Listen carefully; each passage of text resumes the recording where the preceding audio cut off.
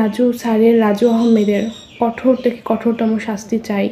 আসসালামু আলাইকুম, আমার নাম স্বপ্না ইয়াসমিন, এইচপি মাধ্যমিক বিদ্যালয়ের 10ম শ্রেণীর ছাত্রী। ইতিমধ্যে আপনারা যে ভিডিওটা সোশ্যাল মিডিয়াতে দেখেছেন সেটা আমার এবং ওই স্কুলের প্রধান শিক্ষক রাজু আহমেদের। এখন আমাকে নিয়ে তাকে নিয়ে অনেকের অনেক মন্তব্য। তো আমি আমার বিষয়টা ক্লিয়ার করতে চাই। আমি যখন ক্লাস 7-এ পড়ি, আমার বয়স তখন খুবই কম। তো একজন ক্লাস 7-এ পড়া একটা মেয়ের বয়স বুদ্ধি কেমন হতে পারে সেটা মানুষ ভালোই বুঝবে।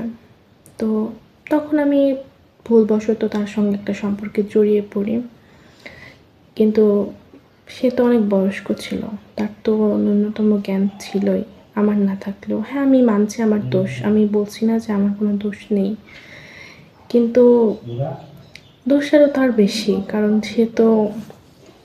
তার তো বুদ্ধি বয়সটুকু ছিল আমার না থাকলেও।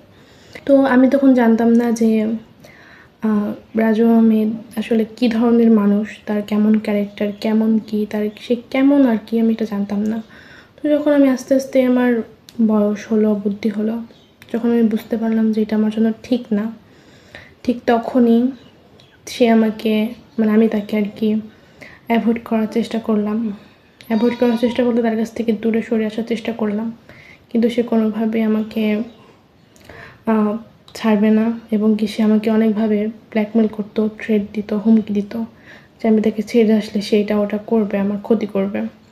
তো এই জন্যই আর কি, যেহেতু সে আগে অনেক জায়গায় এরকম করতো, অনেক মেয়ের সঙ্গে এমন মেলামেশা করতো, কিন্তু কোনো মেয়ে তার বিরুদ্ধে স্টেপ নেয়নি, কিন্তু আমি নিয়েছি নিজের সম্মানের কথা চিন্তা করি নাই।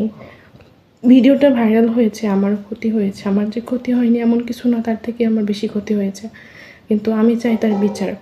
আমার নিজের সম্মান দিয়ে হলেও তার বিরুদ্ধে আমি স্টেপটা নিতে চাই, কারণ কোনো মেয়ে স্টেপ নেয় নাই, আমি প্রথম, আমি নিব এবং আমি জয়ী হতে চাই। আমি তার সঠিক বিচারটা চাইব, তার আমি বিচার চাই। শুধুমাত্র পদত্যাগ না, শুধুমাত্র সাময়িকভাবে পদত্যাগ না, স্থায়ীভাবে পদত্যাগ চাই, এবং ওর আরও অনেক কঠোর শাস্তি চাই, যেন কখনোই আর আমি বাদে অন্য কোনো মেয়ের সাথে এমন কিছু করতে না পারে। আমি এই শাস্তিটা চাই, কঠোরতম বিচার চাই, যেন দ্বিতীয়বার কখনো অন্য কোনো মেয়ের সাথে এরকম করার সুযোগ না পাই।